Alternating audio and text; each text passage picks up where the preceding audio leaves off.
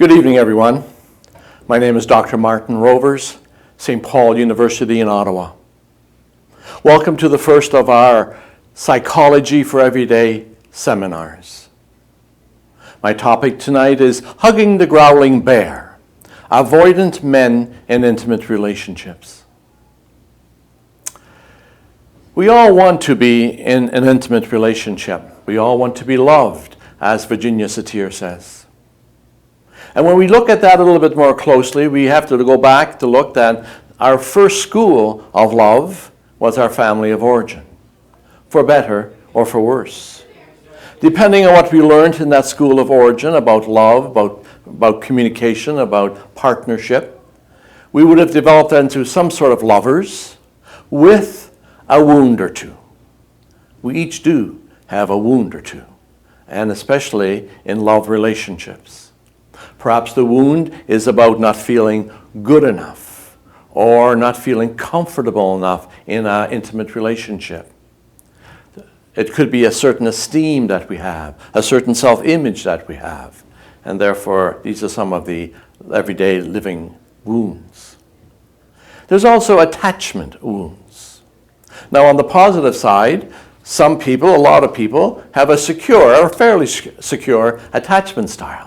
That kind of means that I'm okay in relationships. I'm okay being on my own, and I can do those two things quite readily together. I feel secure in my approach with relationships. But there are also two attachment wounds, preoccupied and avoidant. The preoccupied wound, or maybe stretching sometimes into the enmeshed wound, is when I need relationships too much. And I'm too preoccupied with what my partner's thinking of me or wanting with me. And that sometimes perhaps even I can't live without them. I cling too hard. And that's the preoccupied wound. The other wound, of course, is the avoidant wound. The avoidant wound is when I'm a bit fearful of relationships. I back and distance. I dismiss a little bit of that because I'm insecure in that relationship. The avoidant wound, by the way, is carried by more men than by women. About sometimes research is saying 70% of avoidant partners are avoidant male partners. So let's take a look at the avoidant attachment wound. Attachment, as we know clearly from Bowlby, is learned in childhood. And in childhood, we are all seeking some support, some comfort, some soothing, some touch from our significant caregivers and our parents. But the trouble is that our parents weren't perfect, and as a result, their caregiving was consistently unavailable. I have good mums and dads, but mom was busy, emotionally not present, came 10 minutes late after I was calling, and at some point in there, I developed the avoidant wound, the feeling of rejection, the feeling that she wasn't really coming fast enough, and I couldn't count on her sufficiently enough. Now, this attachment rejection wound was not my fault. It just happened by the time I was 2, 3, 4, 5 years of age. But in me, because of that avoidant attachment wound, I gave up thinking there's going to be a positive response.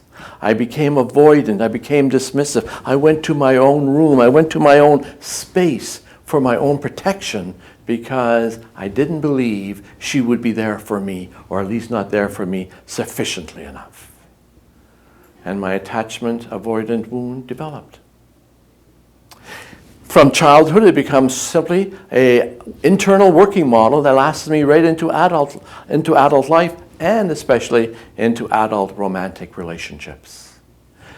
And interestingly enough, a lot of avoidant males connect with preoccupied females, or one partner anyway, being more avoidant and the other partner more preoccupied.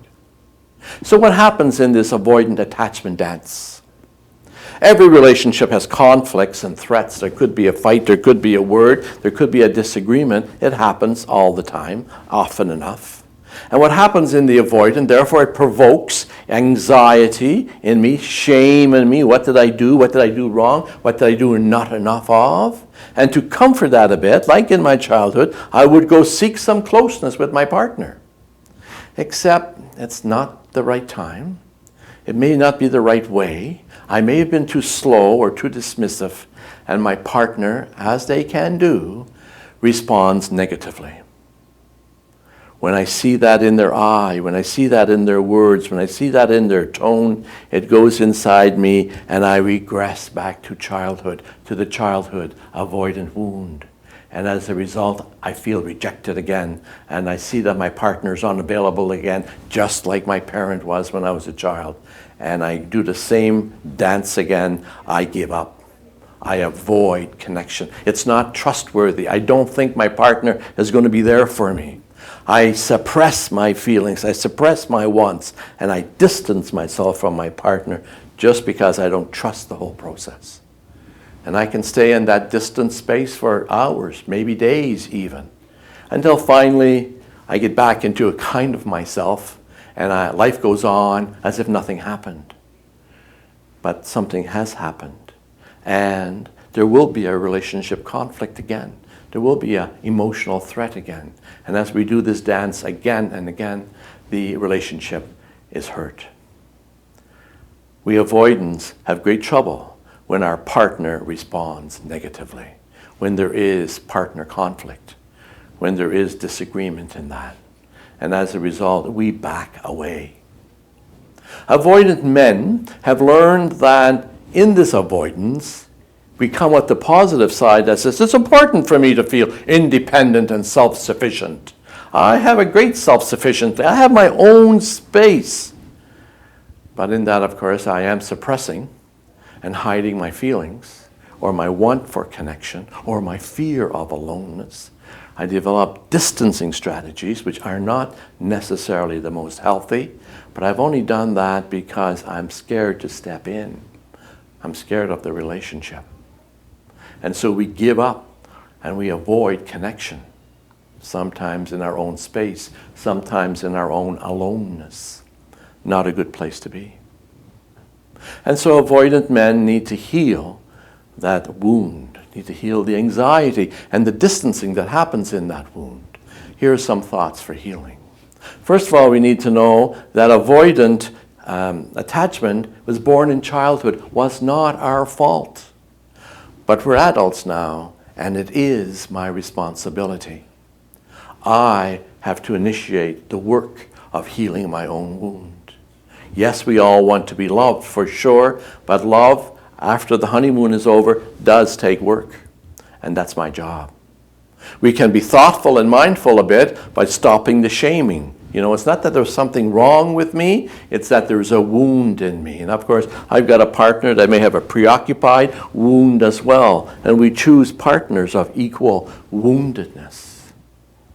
We need to become mindful that that's a childhood wound. It doesn't have to stay with me for the rest of my life. I can work to change that in my present relationships.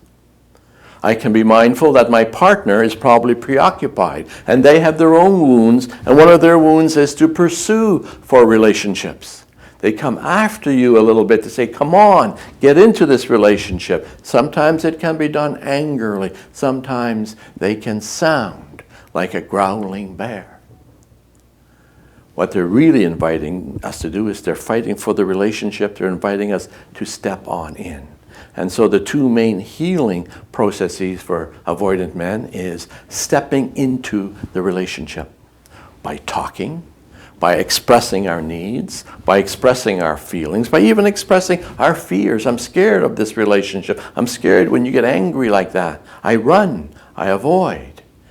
But I know that I do, and so I can be more conscious of that. And the second healing process can be the 20-second hug.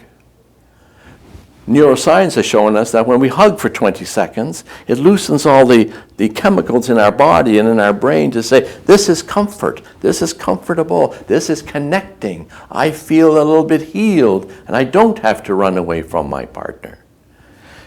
Because touch is one of the best healers.